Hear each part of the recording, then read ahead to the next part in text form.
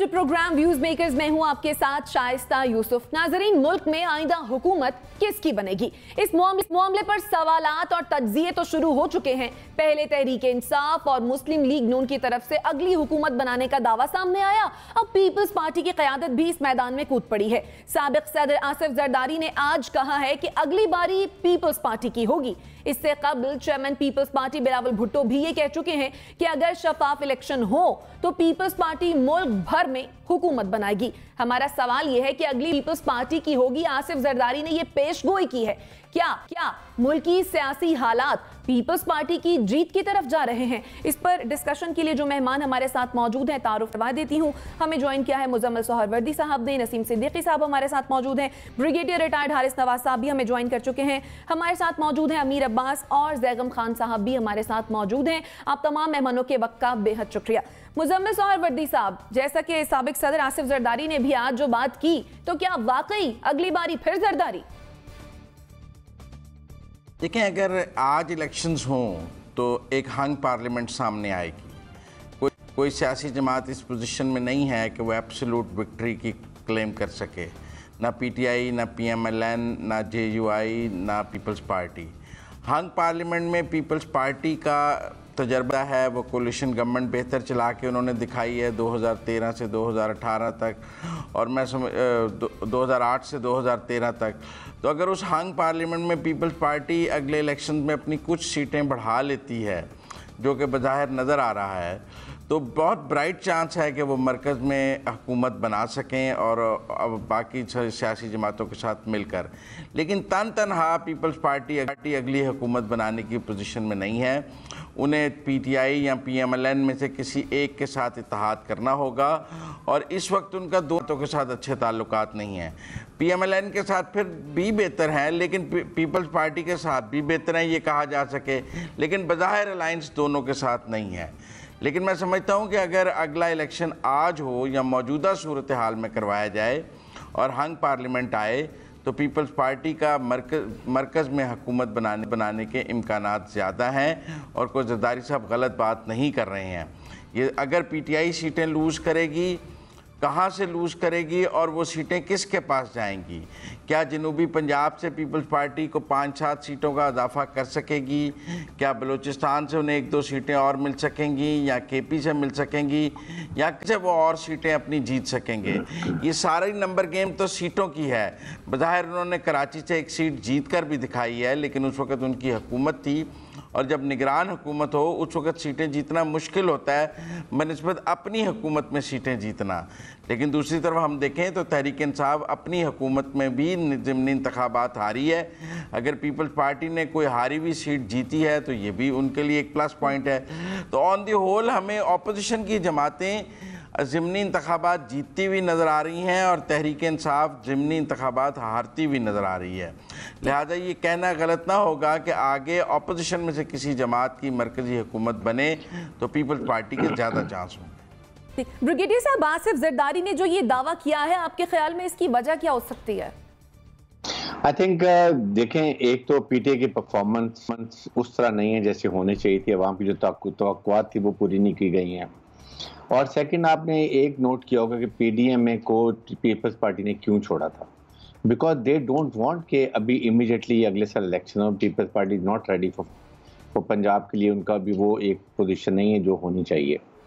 इसीलिए अगर हमने देखा हो तो उन्होंने पीडीएम को छोड़ा, उसके बाद अभी भी वो उनके साथ कोऑपरेट नहीं कर रहे हैं, इसलिए कि they want to reestablish and reorganize in Punjab. Bilawal Bhutto भी अब पंजाब में आएंगे, और सदर्न पंजाब में उनके पास कुछ सीटें हैं। उनकी पूरी कोशिश होगी कि वो सेंटर में पंजाब में ज़रूर एमएनए की, एमपीए की सीट्स और हासिल करें, और एटलीस्ट इतनी पोजीशन में, ये मेरे ख्याल में अगर ज़्यादा भी करेंगे तो 20-25 सीट्स से ले सकेंगे।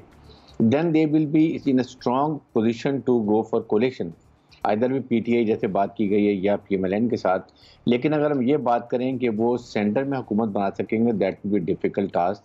या सिंध का उनका होल्ड है, सिंध में वो मोस्ट लाइकली दोबारा वो सिंध में हुकूमत बना लेंगे।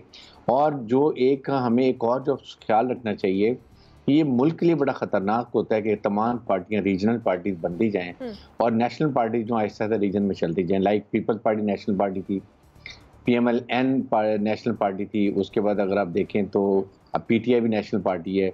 इस स्टेज के ऊपर आके PMLN भी कमज़ोर हो गई, वो पंजाब में चली गई, पीपल्स पार्टी सिंध में आ गई। तो ये एक मुल्क के लिए ठीक नहीं होता, मुल्क के इंटीग्रेशन के लिए, फेडरेशन के लिए स्ट्रॉन्ग नहीं होता।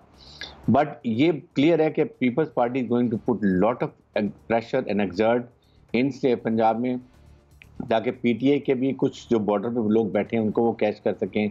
PMLN में क्योंकि रिफ्ट चल रहा है दोनों, मरियम नवाज में और शहबाज शरीफ में, जिसका फ़ायदा भी वो उठाने की कोशिश करेंगे और they would like to show some strength in Punjab ताकि लोग उनको ज्वाइन कर सके। तो ये ओवरऑल सिनेरियो है, डिपेंड करता है PTI अपने फोर्थ कमिंग ये जो 2-1.5 महीने साल रह गया है इसमें कितनी अच्छी परफॉर्मेंस करते हैं, क्या अवाम की वेलफेयर का ख्याल करते हैं, कितने घर देते हैं, कितने उनको नौकरियां देते हैं, हेल्थ का वो जो कर रहे हैं। दैट डिपेंड्स कि अगले बजट 30 जून तक 22 तक पता चल जाएगा कि what PTI is intend doing and how they are going to fare in next forthcoming elections. ठीक है नसीम सिद्दीकी साहब, दावे पहले बिलावल भुट्टो जरदारी ने भी किए, अब आसिफ जरदारी साहब भी यही कह रहे हैं कि हम अपनी हुकूमत बनाने की पोजीशन में हैं। आपके ख्याल में पीपल्स पार्टी को सिंध से बाहर इलेक्शन में वोट मिल जाएंगे? बिस्मिल्लाहिर्रहमानिर्रहीम। शाइस्ता, बहुत शुक्रिया। मेरे ख्याल से तो ये दीवाने का ख्वाब लगता है मुझे, क्योंकि आप देखें कि पंजाब के अंदर पीपल्स पार्टी को जो वोट मिल रहे हैं वो 200, 300, 250 इस तरह मिल रहे हैं। और अगर पंजाब में आपके पास सीटें नहीं हैं तो आप मरकज़ में हुकूमत नहीं बना सकते। लास्ट टाइम जब 2008 में इन्होंने हुकूमत बनाई थी तो वो बेनज़ीर को वोट मिले थे, उनकी सिंपैथी में वोट मिले थे। आज जरदारी साहब को पीपल्स पार्टी के पीछे पूरे पाकिस्तान में वोट नहीं मिलने लगे। आपने देखा इन्होंने कितनी सीटें लूज़ कर दी और ये बिल्कुल एक सूबाई पार्टी होकर रह गई है, जो कि नहीं होना चाहिए था।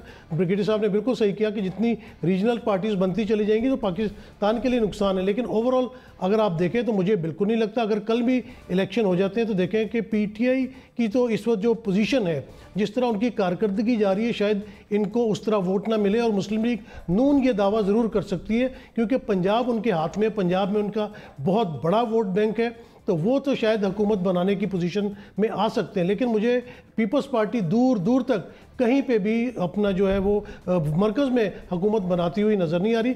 लेकिन अगर इलेक्शन 2023 में अपने शेड्यूल के मुताबिक होते हैं और उस वक्त तक अगर PTI ने कोई अच्छी कारकर्दगी दिखा दी कि आवाम के दिलों में उनके लिए फिर दोबारा से मोहब्बत जाग उठे, और जिस तरह मुस्लिम लीग नून में रिफ्ट चल रही है, शहबाज शरीफ ग्रुप, मरियम नवाज ग्रुप, एक और तीसरा ग्रुप, अगर ये स्प्लिट हो जाते हैं तो डेफिनेटली इनका वोट स्प्लिट हो जाएगा। और उस वोट स्प्लिट का जो फ़ायदा है वो PTI को मिलेगा, क्योंकि आज भी जो ज़मीनी इंतखाबात हो रहे हैं अगर उसमें PTI हारी भी है तो बड़े कम मार्जिन के साथ, वो बड़े क्लोज हैं। और अगर मुस्लिम लीग में स्प्लिट हो जाती है, उनके वोट स्प्लिट हो जाते हैं तो उस मार्जिन का फ़ायदा PTI को मिलेगा। तो PTI की जैसी भी परफॉर्मेंस रही, PTI अब जो है वो एक रनिंग हॉर्स है एट द मोमेंट। लेकिन पीपल्स पार्टी जो है वो बिल्कुल सुकड़ के एक सिंध की पार्टी रहेगी। और सिंध में भी जो आप देखें कराची का जो हाल है, अंदरून सिंध जो हाल है, अगर वहाँ के लोग भी खड़े हो जाते हैं और वो आज़ाद उम्मीदवारों को या दूसरों को वोट देते हैं तो पीपल्स पार्टी को तो शायद जो है वो सिंध में भी हुकूमत बनाना मुश्किल हो जाएगी। ठीक, अमीर अब्बास साहब, इंतखाबात को लेकर पीपल्स पार्टी जितनी कॉन्फिडेंट नजर आ रही है, आपके ख्याल में इसकी क्या वजह है? मैं आपके सामने फैक्ट्स रखता हूं, फैसला आप खुद कर लीजिएगा। इस वक्त कौमी असम्बली में पीपल्स पार्टी की जो जनरल सीट्स हैं वो 45 है, 45। उन 45 में से भी एक सीट इन्होंने जो हालिया ये कराची के ज़िमनी इलेक्शन में जीती, जो फैसल वाडा साहब ने खाली की, वरना इनके पास 44 सीटें थी। इन 45 सीटों में से इनके पास सिर्फ 7 सीटें हैं जो सिंध से बाहर है, सिर्फ 7। उन 7 में से इनके पास 3 सीटें हैं मुजफ्फरगढ़ से, 2 सीटें हैं रहीम यार खान से, 1 सीट है रावलपिंडी डिवीजन से राजा परवेज अशरफ साहब की, और 1 है साबिका फाटा जो है शायद कुरब एजेंसी से सजाद हुसैन तूरी। बलूचिस्तान से इनके पास कोई सीट नहीं है, पूरे खैबर पख्तूनख्वा से इनके पास 1 सीट है, फैसलाबाद डिवीजन से कोई सीट नहीं है, गुजरांवाला डिवीजन से कोई सीट नहीं है, इनके पास मुल्तान डिवीजन से ये चले मुजफ्फरगढ़ की आ गई।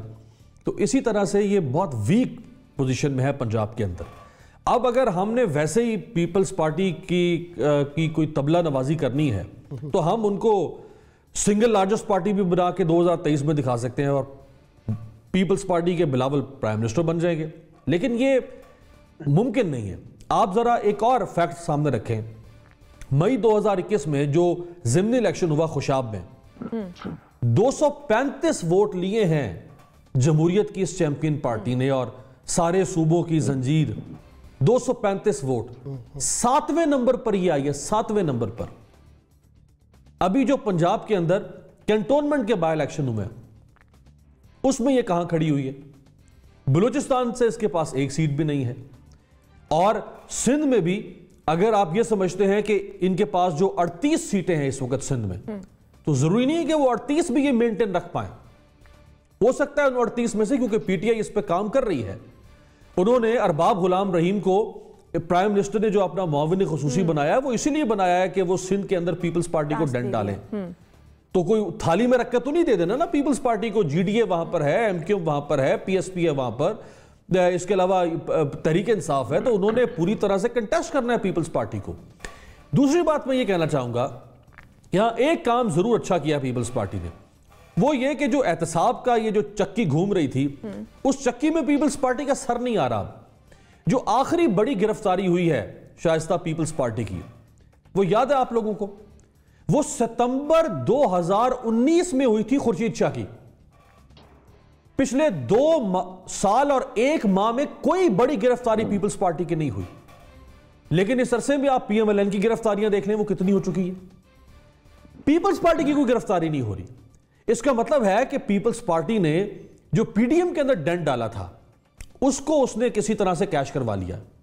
तो पीपल्स पार्टी इस वक्त जो दूसरी साइड पे विकेट के वो खेलना चाहती है, लेकिन ऑन ग्राउंड अगर हम देखें पब्लिक में, मासेस में, तो पीपल्स पार्टी का इस वक्त ऐसा वोट बैंक नहीं है कि वो सिंगल लार्जेस्ट पार्टी के तौर पर सामने आए और वो फिर बाकी कोलिशन को साथ मिला के और वो हुकूमत बना सके।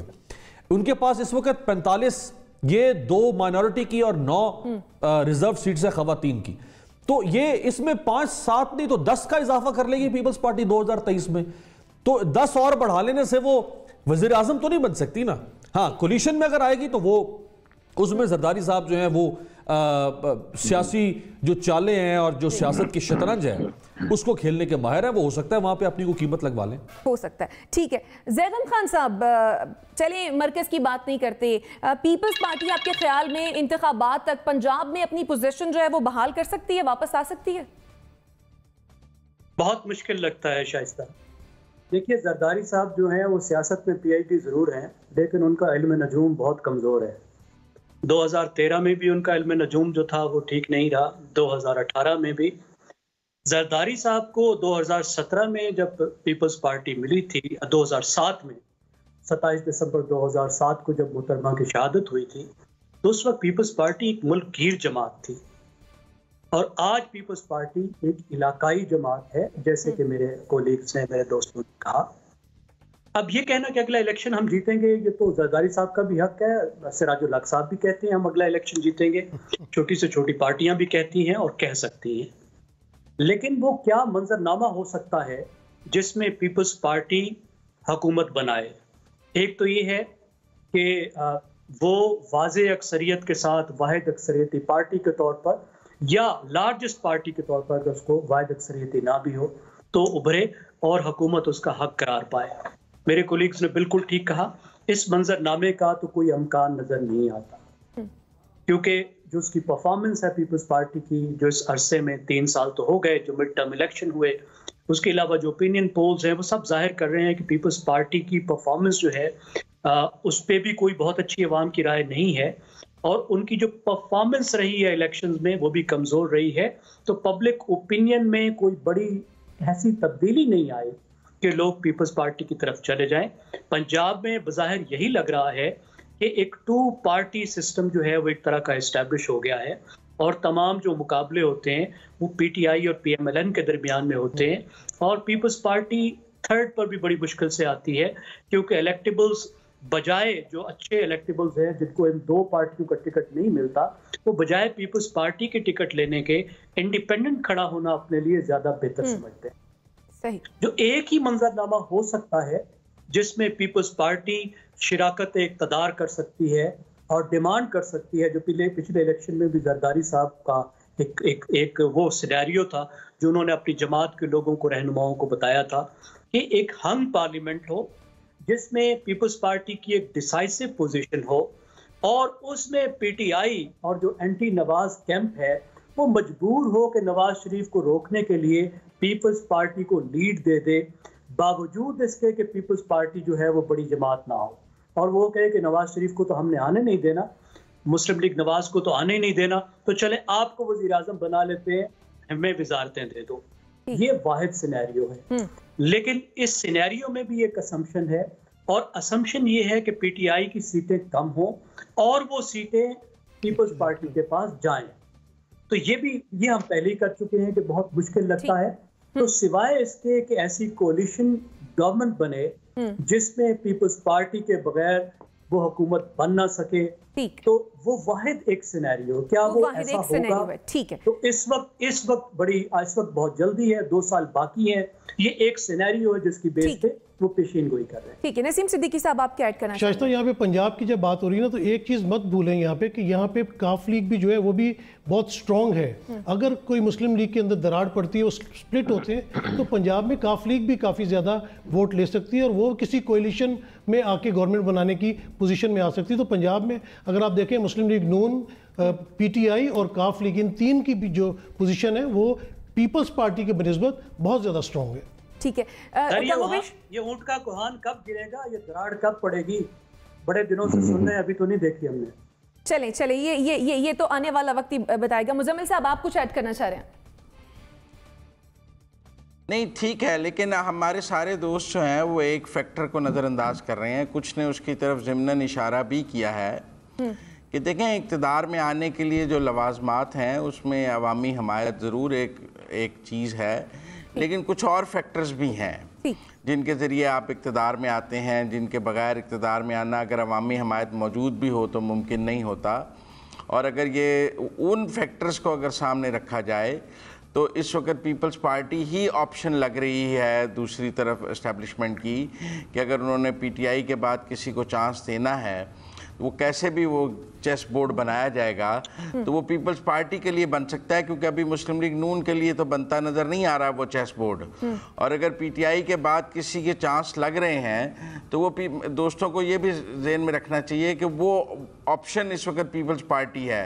वो हंग पार्लियामेंट की तो मैंने ज़रूर बात की, उसमें आप देखें एएनपी भी अगर कुछ सीटें बढ़ाती है, कुछ और छोटी जमातें सीटें बढ़ाती हैं जो बाद में पीपल्स पार्टी के साथ मिलती हैं, और कोई गिव एंड टेक पंजाब में भी ऐसा होता है जिसके नतीजे में नून भी या पीटीआई भी पीपल्स पार्टी को मरकज में सपोर्ट करने की पोजीशन में आ जाती है।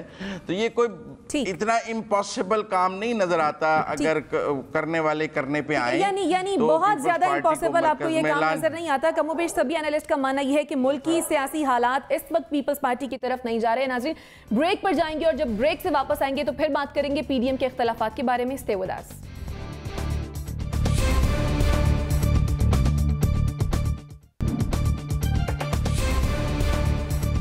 Welcome back after the break. Pakistan Democratic Movement की हुकूमत के खिलाफ एक बार फिर मुतहर्रिक होने की कोशिश। पीडीएम के सरबराह मौलाना फजलुर रहमान ने एहतजाजी तहरीक शुरू करने का ऐलान किया। इस हवाले से मुलाकातें और मुशावरत हुई, ताहम अब ये मामला रुक गया है। हुकूमत के खिलाफ रोड कारवां के हवाले से दोनों बड़ी जमातों में इख्तलाफात पैदा हो गए हैं। जेयूआई के रोड कारवां के मुकाबले में मुस्लिम लीग नून सिर्फ जलसे करने की हामी है। हमारा दूसरा सवाल यह है कि पीडीएम कारवां, मुस्लिम लीग नून और जेयूआई में इख्तलाफात पैदा हो गए, क्या अपोजिशन जमातें एक हिकमत अमली पर मुत्तफिक हो सकेंगी? अमीर अब्बास साहब, आपके ख्याल में क्या में एक और डेंट पड़ने जा रहा है? देखिए, 20 सितंबर शायद तारीख थी 2020 जब पीडीएम अपने वजूद में आई, और उस वक्त पीडीएम यूनाइटेड थी और इसने एक रिपल इफेक्ट पैदा किया हमारी सियासत में, और इसकी घन गरज इतनी थी कि हुकूमत वाकई उस वक्त कपकपा रही थी कि शायद पीडीएम जो है वो हमें नाकाबिल तलाफी नुकसान पहुंचा सकती है, और ये उस वक्त पहुंचाने की हैसियत में थी। ये उस वक्त कुछ नहीं कर सकी पीडीएम। तो आज जब पीडीएम में से पाकिस्तान पीपल्स पार्टी भी निकल चुकी है, जब आप बता रही हैं कि नून लीग और जेयूआई फे में भी फूट पड़ चुकी है, तो फिर वो नूरानी साहब के साहबजादे जिनकी पार्टी कोई नहीं है वो पीडीएम में कुछ करेंगे, या डॉक्टर अब्दुल मालिक बलोच वो पीडीएम में कोई गुल खिलाएंगे? बाकी तो कहीं की ईंट कहीं का रोड़ा, भानुमति ने कुंभा जोड़ा। ये तो 10 पार्टियां सिर्फ 10 के फिगर शो करने के लिए इन्होंने ये छोटी छोटी पार्टियां मिला के ये 10-11 पार्टियां। असल तो पार्टियां 3 थी, JUIF, नून लीग और पीपल्स पार्टी। तो मैं नहीं समझता कि ये PDM हुकूमत को कोई नुकसान पहुंचा सकती है। दूसरी बात ये कि अगर PDM में थोड़ी सी भी अकल हो, जो कि नहीं है, थोड़ी सी भी अकल हो, तो इन्हें किसी भी सूरत में इस वक्त ये हरकत नहीं करनी चाहिए। उसकी वजह यह है कि अब से ठीक 2.25 साल के बाद इलेक्शन होंगे, जनरल इलेक्शन। इन्होंने ये गुज़श्ता 3 साल में यही शरारत बार बार की और ये कुछ हासिल नहीं कर सके सिवाय ये तासुर पैदा करने के कि ये हुकूमत को नहीं गिरा सकते। और ये बार बार अपने वर्कर्स का इम्तिहान ले रहे हैं, बार बार अपने वर्कर्स को बाहर नहीं। देखिए, मौलाना के वर्कर्स मजहबी नजरियाती वर्कर्स हैं, वो कोई सियासी वर्कर्स नहीं हैं। वो अकीदत के तौर पे मौलाना के साथ निकलते हैं। मौलाना उनको हर माह बाहर निकालेंगे, वो अकीदतन बाहर निकल आएंगे। लेकिन बाकी पार्टियों के वर्कर जो हैं, उनकी अकीदत एक हद तक है। तो आप अगर बार बार अपने वर्कर को इम्तिहान में डालेंगे, हर 6 माह के बाद आप कहेंगे कि हम अब लॉन्ग मार्च करने जा रहे हैं या हम जलसे करने जा रहे हैं। इन्होंने लाहौर का जलसा देख लिया जो दिसंबर 2020 में हुआ था। बुरी तरह से पाकिस्तान मुस्लिम लीग नून को वहां मार पड़ी, बुरी तरह से, जो लाहौर आज भी नून लीग का गढ़ है। और मायूसी हुई मरियम नवाज को उस जलसे में कि लोगों का टर्नआउट बहुत कम था। तो इनको चाहिए कि ये अपनी तवानाइयां महदूद रखें, उन्हें महफूज रखें। और यही अगर एक्टिविटी इन्होंने शुरू करनी है तो ये इलेक्शन से 7, 8 या 10 माह पहले शुरू करें, 2022 के एंड पे जाके ये एक्टिविटी शुरू करें, ताकि ये अपना मोमेंटम कल्मिनेट करते करते उसको बिल्कुल जाके ड्रॉप करेंगे जब इलेक्शन का इंटरिम गवर्नमेंट का ऐलान हो जाएगा। तो इनको फायदा हो सकता है इस प्रेशर का या मोमेंटम बनाने का। ये तो लोगों का इम्तिहान ले लेके इन 3 साल में इन्होंने लोगों को वैसे ही थका थका के मार दिया। तो अब इनके साथ कोई निकलेगा भी नहीं। अव्वल तो ये कि कोई निकलेगा नहीं, और दूसरा अगर लोग निकलेंगे तो इसका नुकसान इनको जाके होगा इस बात पे कि ये हुकूमत को गिरा नहीं सकते और इनकी परसेप्शन डैमेज होगी। ठीक हो गया। ज़ैगम खान साहब, क्या PDM इस पोजीशन में है कि हुकूमत गिरा सके? इस पोजीशन में तो बिल्कुल नहीं है। और पाकिस्तान में कोई अपोजिशन पार्टी बमुश्किल ही ऐसी पोजीशन में होती है कि वो हुकूमत को गिरा दे। सिवाय इसके कि जो हुकूमतें गिराया करते हैं वो उनके साथ वो हुकूमत गिराने को तैयार हो। देखिए, मौलाना एक ऐसा इंजन है जो बाज़ औक़ात छकड़ों को पीछे छोड़ के भी चल पड़ता है और कभी कभी उसका फायदा भी होता है। अक्टूबर 2019 में जो मौलाना ने धरना दिया था इस्लामाबाद में, उस वक्त ना पीपल्स पार्टी मुकम्मल तौर पे सपोर्ट करने को तैयार थी, ना मुस्लिम लीग नवाज सपोर्ट करने को तैयार थी, और इन दोनों का उस वक्त हुकूमत ने रगड़ा लगाया हुआ था। उस वक्त तक अब आप अपने चैनल पर मरियम नवाज की आवाज भी नहीं सुना सकते। उस वक्त आधे जो सियासी लीडर थे जो PDM के थे वो टेलीविजन से बैन थे, उनकी आवाजें भी बंद थी। बहुत बुरी तरह रगड़ा लगा हुआ था। और पहला पत्थर जो है वो मौलाना ने फेंका था, और उसी वजह से ही 1 साल बाद दिसंबर 2020 में PDM बनी थी। मैं अपने दोस्त अमीर अब्बास से यहाँ पे थोड़ा इख्तलाफ करूंगा, अगरचे उनकी राय के कुछ हिस्से से मुझे इत्तफाक भी है। वो ये है कि PDM नाकाम हुई। मेरे ख्याल में PDM बहुत कामयाब हुई। और जो मैंने आपको बताया है कि 2019 में जो इन सियासी जमातों के हालात थे वो PDM के बाद बदल गए। देखिए, PDM ने क्या गेन किया। PDM ने ये गेन किया कि मुस्लिम लीग नवाज का वर्कर मोबिलाइज हुआ, और उसी की वजह से ही PDM ने या PDM की जो पार्टियां अपोजिशन की पार्टियां हैं उन्होंने पे दर पे ज़िमनी इंतखाबात जीते, इतने ज़िमनी इंतखाबात जीते कि जो हुकूमत का ये नैरेटिव था कि अपोजिशन को अवाम मुस्तरद कर चुके हैं, वो गिर चुकी है, वो ख़त्म हो चुकी है, और पाकिस्तान में अब सिर्फ एक ही पार्टी और एक ही ताकत बची है और वो सिर्फ PTI है और वो सिर्फ इमरान खान है। वो नैरेटिव तो ख़त्म हो गया और अपोजिशन जो है वो ताकतवर होकर उभरी। अब देखिए, अपोजिशन मुत्तहिद होकर नहीं चल सकती क्योंकि उसके अंदर 2 अलग बड़े फैक्शंस हैं जो मुत्तफिक हो नहीं सकते, जिनके वोट आपस में कंबाइन नहीं होते। पीपल्स पार्टी और मुस्लिम लीग नवाज का वोट इकट्ठे हो ही नहीं सकता। एक हद से ज्यादा उनका इकट्ठे चलना और इलेक्शन तक साथ जाना दोनों पार्टियों के लिए नुकसानदेह है, क्योंकि दोनों ने इलेक्शन लड़ना है। और जो मेरे दोस्त समीर अब्बास ने मशवरा दिया कि आप इलेक्शन पर फोकस करें, और जो बिल्कुल ठीक मशवरा है, और इसी वजह से मुस्लिम लीग नवाज जो है वो मौलाना की तरह मुतहरिक नहीं है, क्योंकि मौलाना के मफादात यहाँ पे थोड़े से फर्क हो जाते हैं। मौलाना का गुस्सा भी ज्यादा है, मौलाना की इमरान खान से झगड़ा और नफरत भी बहुत ज्यादा है, और मौलाना को इमरान खान ने सियासी तौर पर नुकसान भी बहुत पहुंचाया है। तो मुस्लिम लीग नवाज की जो नज़र है वो यकीनन अगले इंतखाबात पर है इसलिए वो सोच समझ के तहरीकी मोड में जाएगी। अगर वो तहरीकी मोड हल्का फुल्का लेगी तो वो इलेक्शन की वजह से लेगी। पीपल्स पार्टी कभी वापस नहीं आएगी, इकट्ठे नहीं होगी, ये दो अलग कैंप रहेंगे और तीन तरफ का पाकिस्तान में मार्का होगा। पीपल्स पार्टी एक तरफ, मुस्लिम लीग नवाज और उसके इत्तेहादी एक तरफ, और पीटीआई और उसके इत्तेहादी तीसरी तरफ। ठीक हो गया। मुजम्मिल सोहरावर्दी साहब, अब ये जो फूट पड़ी है पीडीएम में, क्या मौलाना शहबाज शरीफ को एहतजाज पर कायल कर लेंगे आपके ख्याल में? नहीं, मैंने आपके प्रोग्राम में आने से पहले बहुत जगहों से चेक किया और मुझे नहीं समझ आई कि ये फूट की आपने बात कैसे निकाल ली। जो आखिरी इजलास पीडीएम का होना था वो मलक परवेज साहब की डेथ की वजह से मुलतवी हुआ, जिसमें ये तमाम मार्चेज और रोड कारवां वगैरह को सारी सियासी जमातों ने अपनी तजावीज़ रखी हुई थी और वो तजावीज़ फिर उस इजलास में आनी थी और वहाँ पर कोई फ़ैसला होना था। लेकिन चूँकि मलक परवेज साहब की डेथ हो गई और मुस्लिम लीग नून ने वो इजलास मुलतवी करने के लिए कह दिया, तो वो इजलास तो अभी दोबारा नहीं हुआ है। और फूट की बात कहाँ से आ गई? ठीक है, जेयूआई की अपनी तजावीज़ हैं, वो ये कह रहे हैं कि आप कोयटा से शुरू करें रोड कारवां और उसको लेकर इस्लामाबाद पहुँचें और जिसको कराची पहुँचाएँ, पूरा सिंध गुजारें और फिर सिंध गुजारते हुए उसे जनूबी पंजाब में घुसाएँ। मुस्लिम लीग नून का ख्याल है कि बाकी जगहों पर जलसे किए जाएँ और रोड कारवां को पंजाब से ही शुरू किया जाए और फिर इस्लामाबाद तक। इतना लंबा लोगों को पैदल और गाड़ी पर चलाना और उनको इस्लामाबाद कोयटा पूरा पाकिस्तान पहुंचाना बहुत मुश्किल हो जाएगा और अमली तौर पर मुमकिन नहीं है कि आप कोयटा से एक रोड कारवां शुरू करें और जो आदमी कोयटा से गाड़ी में या बाइक पे आपके साथ चला है वो किसी न किसी तरह आपके साथ इस्लामाबाद पहुंच जाए, बाकी लोगों को इस्लामाबाद पहुंचने का कहा जाए और रोड कारवां लाहौर से या मुल्तान से किसी जगह से शुरू करके इस्लामाबाद पहुंचाया जाए। ये तजावीज़ दोनों जमातों की अलग अलग हैं, लेकिन दोनों का मकसद तो इस्लामाबाद पहुंचना ही है उस मार्च के लिए। लिहाजा मेरी इत्तलात के तहत तो कोई ख़ास ऐसा इख्तलाफ नहीं है जिसकी बुनियाद पर कोई कहा जाए कि जी पीडीएम टूट रही है। स्ट्रेटजी का डिफरेंस है, दोनों बैठ के बात करेंगे, उसके नतीजे में फैसला हो जाएगा। लेकिन पीडीएम एक इंतखाबी इत्तेहाद है। जिन लोगों ने पीडीएम के साथ इंतखाब नहीं लड़ना था उनको पीडीएम की जमातों ने खुद निकाल दिया है। वो नहीं निकले हैं, उनको शोकाज देकर निकाला गया है क्योंकि वो पीडीएम अब एक प्लेटफॉर्म से इलेक्शन लड़ना चाहती है। उसमें चाहे नूरानी साहब के बेटे की यकरुकनी जमात है या अकीदतमंदों की जमात है या सियासी जमातें हैं या बलोच कौम परस्त शामिल हैं या और जो जमातें शामिल हैं, उन सब की अपनी अपनी अहमियत है और मैं समझता हूँ उसमें मज़ीद मजहबी जमातें भी आगे जाके शामिल होंगी, जैसे कि पाकिस्तान में अक्सर होता रहा है। इसलिए बहुत ज़्यादा अंडर एस्टिमेट नहीं करना चाहिए पीडीएम को और उनके मार्चेस को, क्योंकि हुकूमत अब उस पोजीशन में भी नहीं है।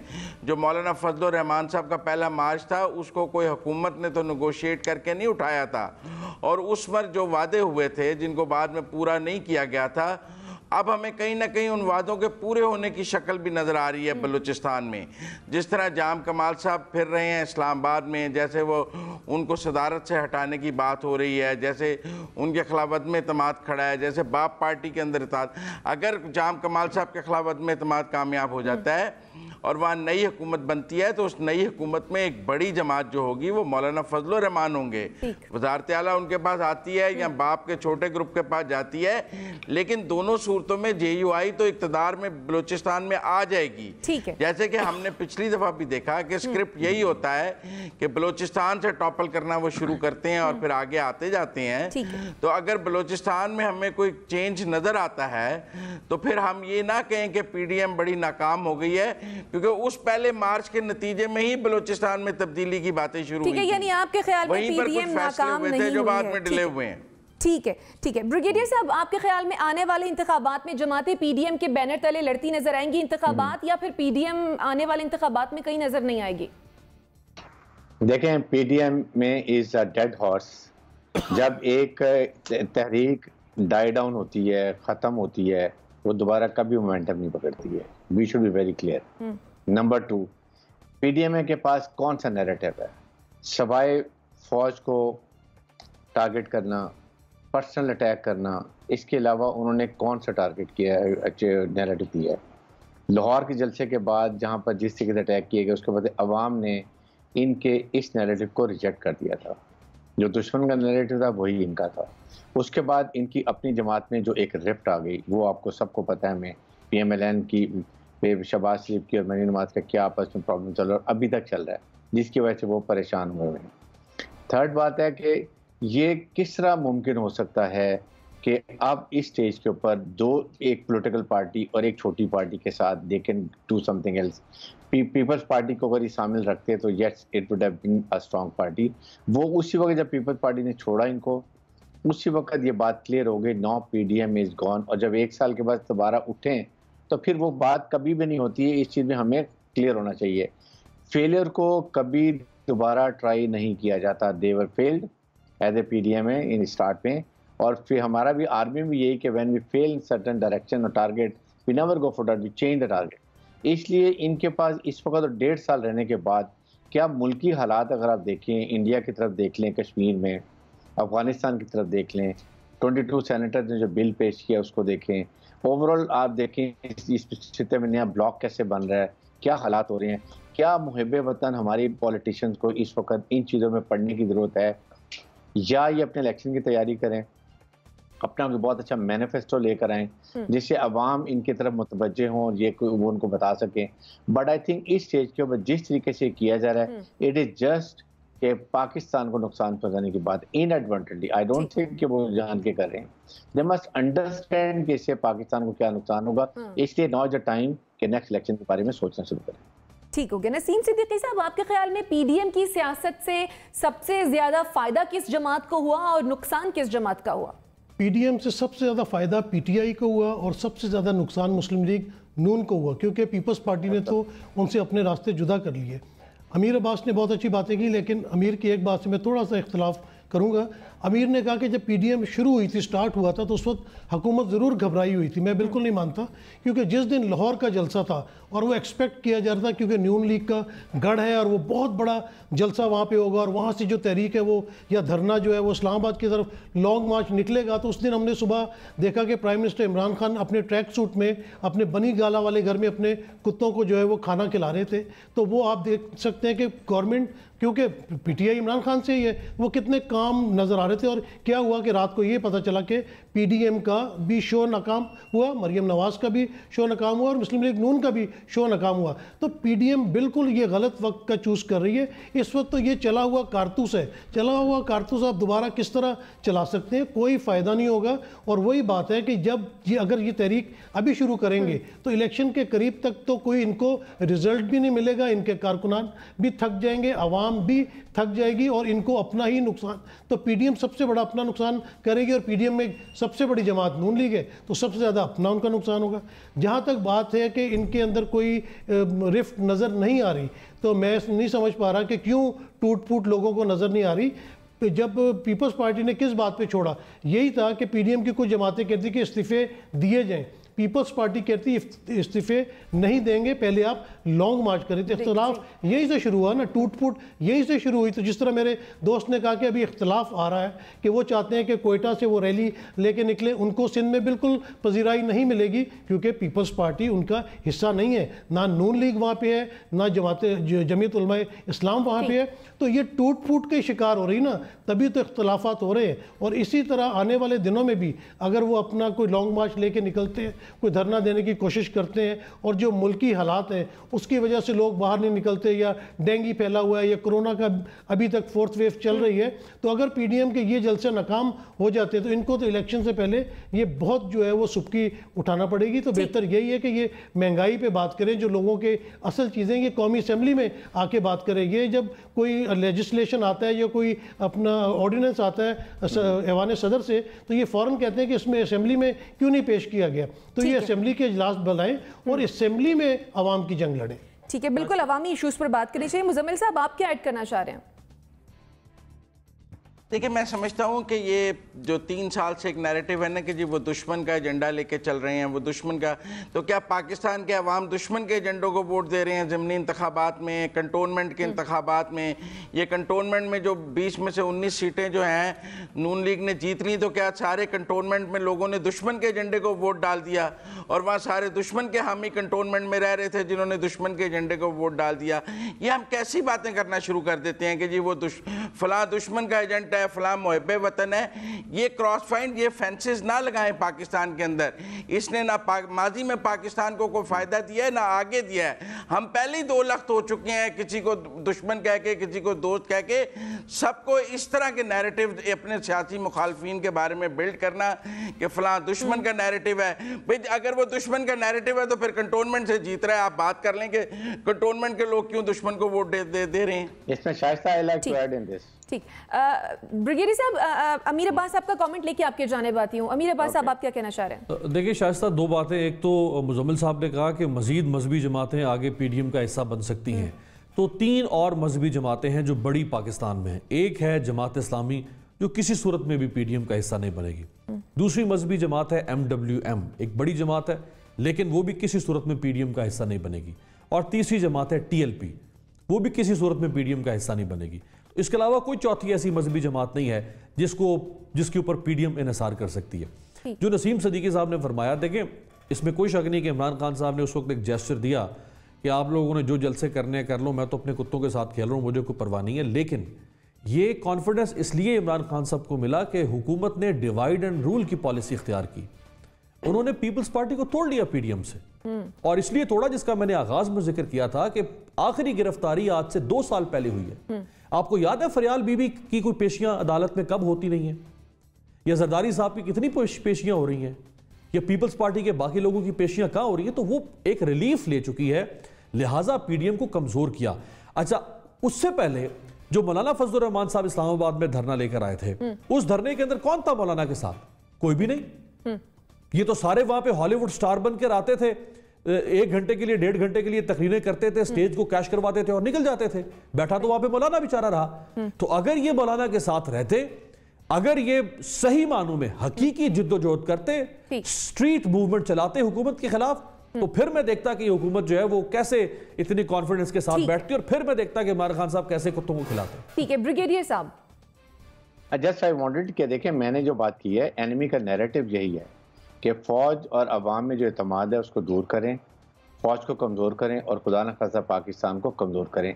ये नैरेटिव है। मैंने इनएडवर्टेंटली कहा, ना समझते हुए, बजाय इसके कि पीडीएम ये कहे कि महंगाई ज़्यादा है, उसके बाद रोज़गार नहीं है, हेल्थ प्रॉब्लम्स हैं, इन्फ्लेशन बढ़ रही है, लोगों को प्रॉब्लम्स हो रही है। Why do start doing bashing? जो दुनिया चाहती है पाकिस्तान को, तो कमज़ोर फ़ौज की वजह से पाकिस्तान बचा हुआ है। It's a national security state. That is the reason I से कि इसको पंजाब में ख़ास तौर पे लोग कभी भी पसंद नहीं करते। ये इलेक्शन जो जीतना कंटोनमेंट का, ये it's a very minor thing. It is basically PDM की तहरीक को जो है वो बहुत बड़ा धचका इस नैरेटिव से लगा है, और वो साफ विजिबल नज़र आ रहा है। ठीक है, कमोबेश सभी का मानना यह है कि पीडीएम में अब वो जोर नहीं रहा जो हुकूमत को टफ टाइम दे सके। नाजरीन, ब्रेक पर, जब ब्रेक से वापस आएंगे तो फिर बात करेंगे मुल्क में जो डेंगू की सूरत हाल और खराब होती जा रही है उस पर। स्टे विद अस।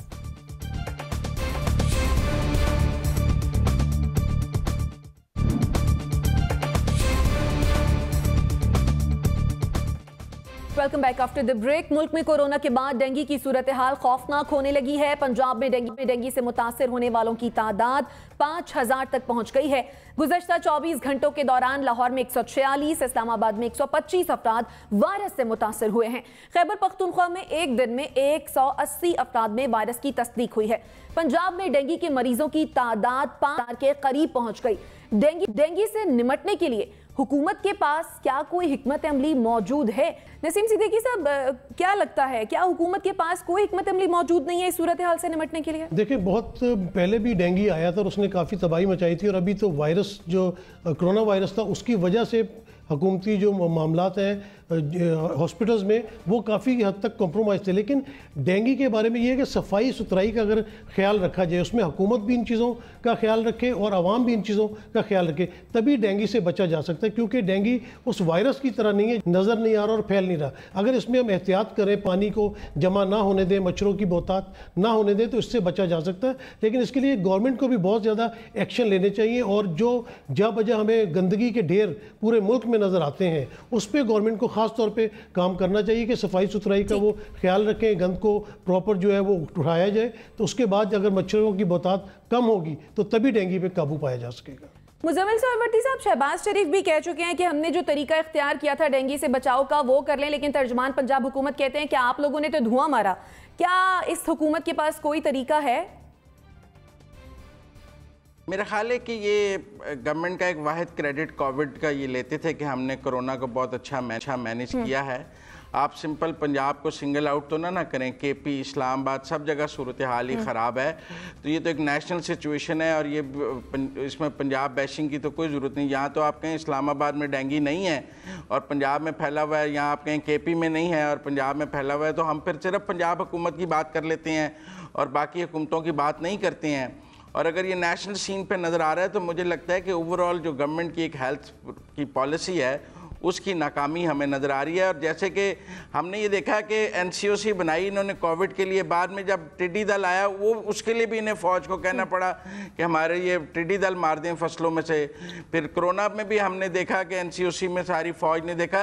ये मेरा ख्याल है डेंगू भी फ़ौज के हवाले करना पड़ेगा। इस हुकूमत के बस में तो कुछ नहीं है। इन्होंने तो बिल्कुल हुकूमत साजी को एक नाकाम बना दिया है और बिल्कुल जो सिविल सेटअप है उसको गैर फाल कर दिया है मौजूदा हुकूमत ने। और हम मोहताज होकर रह गए हैं कि हमें इन सब चीज़ों के लिए भी फौज को बुलाना पड़ता है, हालांकि उनका असल काम तो बॉर्डर के पे है। ठीक है जैगम खान साहब, कोरोना से तो निपट लिया, अब डेंगू से कैसे निपटें? ऐसा कोरोना से भी अभी नहीं कह सकते कि निपट लिया। चौथी वेव जरूर सबसाइड की है, लेकिन क्या कोरोना खत्म हो गया है, क्या उसका नया वेरिएंट कोई नहीं आएगा, ये कहना तो इस वक्त मुश्किल है। तो कोरोना के साथ भी हमारी जो जिद्दोजहद है और पूरी दुनिया की जिद्दोजहद है वो जारी है। ज़हन में रखिए कि पाकिस्तान में अभी तक जो वैक्सीनेटेड पॉपुलेशन है वो बहुत ही कम है, बहुत थोड़ी है। अगर इसने दोबारा सर उठाया तो हमारा खतरा खत्म नहीं हुआ। देखिए सरवर्ती साहब ने ठीक कहा कि जो पॉलिसी का, हेल्थ पॉलिसी का मसला है और वो सिर्फ इस हुकूमत का नहीं है, वो पाकिस्तान का मसला है और शुरू से चला आ रहा है कि हमने तालीम और सेहत पर तवज्जो नहीं दी, तो उस पर खर्च बहुत कम करते हैं और जो थोड़ा बहुत करते हैं उसमें एक बहुत बुनियादी मसला है। मसला ये है कि जो वबाएं, डेंगू जैसी वबाएं होती हैं, उन पर कंट्रोल करने के लिए आपको प्रिवेंशन की टेक्निक्स अपनानी होती है, यानी वो तरीक़ाकार अख्तियार करना होता है जिसकी वजह से वो बीमारी फैले ही ना। उसके लिए एक तो आपको पब्लिक हेल्थ को बेहतर करना होता है और आपको लोकल गवर्नमेंट के म्यूनिसिपल फंक्शंस को बेहतर करना होता है। लोकल गवर्नमेंट तो आपके यहाँ सिरे से एग्जिस्ट ही नहीं करती। आपकी जो तवज्जो रही है वो बड़े बड़े अस्पताल बनाने में रही है क्योंकि वो नजर आती है। और इस वक्त जो क्राइसिस है वो ये भी है कि इस तमाम अरसे में 1.5 साल से महकमा सेहत की तमाम तवानाइयाँ और सेहत का तमाम बजट जो है वो कोविड की तरफ जा रहा है। तो ये एक बहुत बड़ा बहरान पैदा हो रहा है जिससे निपटने की फौरी तौर पे जरूरत है। मेरे ख्याल शहबाज शरीफ ने इस पर मिसाली काम किया था। कथा कलामी की माफी चाहूंगी, वक्त की कमी के सबब मुझे आपको इंटरप्ट करना पड़ा है। अमीर अब्बास साहब, आपके ख्याल में इस हुकूमत की कोई हेल्थ पॉलिसी है भी या नहीं? ओवरऑल तो देखिए कोई खास हेल्थ पॉलिसी नहीं है सिवाय जो एक हेल्थ कार्ड ये लेकर आए हैं, लेकिन मैं उसको ऑलरेडी आप ही के प्रोग्राम में कह चुका हूँ कि मैं उसको कम से कम हेल्थ रिफॉर्म में शामिल नहीं करता। हेल्थ रिफॉर्म एक डिफरेंट चीज़ है और हेल्थ कार्ड एक और अच्छी चीज़ है बट वो एक डिफरेंट चीज़ है। देखिए 2011 में सबसे पहले हमने पाकिस्तान में डेंगू का नाम सुना था और वो जो कि पहला साल था, एक नई वबा थी, तो हुकूमत तैयार नहीं थी, ज़ाहिरी बात है। और उसके बाद फिर हमने देखा कि शहबाज शरीफ साहब ने इस पर बहुत अच्छा काम किया और साइंटिफिक बेसिस पे इसको कंट्रोल करने की कोशिश की। लेकिन इस हुकूमत ने, जैसे मुजम्मिल साहब ने एग्जॉनरेट कर दिया पंजाब को, तो पंजाब को आप इतनी आसानी से एग्जॉनरेट नहीं कर सकते। सबसे बड़ा सूबा है, उनके पास इसकी एक लेगेसी मौजूद थी इसको डील करने की शहबाज शरीफ की सूरत में। तो इनके लिए तो आसान काम था कि ये उसी लेगेसी को उठा के मजीद उसको इम्प्रूव करते। ठीक है, आसान काम था लेकिन नहीं कर सके। कथा कलामी की माफी चाहूंगी। ब्रिगेडियर साहब, आपके ख्याल में डेंगू से निपटने के लिए हुकूमत के पास क्या कोई हिकमत अमली मौजूद है? क्विकली सम अप कीजिएगा, मुझे क्लोजिंग की जाने बढ़ना है। देखिए, सबसे बड़ी अहम बात यह है कि गवर्नमेंट को चाहिए था, ये हर साल होता है, 2 महीने पहले इसका पूरा एक SOP बना लेते, इसकी स्प्रे शुरू कर देते, जहाँ पर लार्वा बनता है वहां पर स्प्रे करते, इसको पैदा ना होने देते, और उसके बाद फिर लाहिर है कि लोगों को मीडिया के थ्रू एक अच्छे तरीके से कैंपेन करते, लोगों को अवेयरनेस बताते क्या हिफाजती तदाबीर करनी है, जिसकी वजह से ये प्रॉब्लम हुई और अब ये डेंगू फैला हुआ पंजाब। ठीक है, यानी प्रॉपर्ली हैंडल नहीं किया गया। नाज़रीन, इसी के साथ मुझे और मेरे मेहमानों को इजाज़त, अल्लाह ने के पास।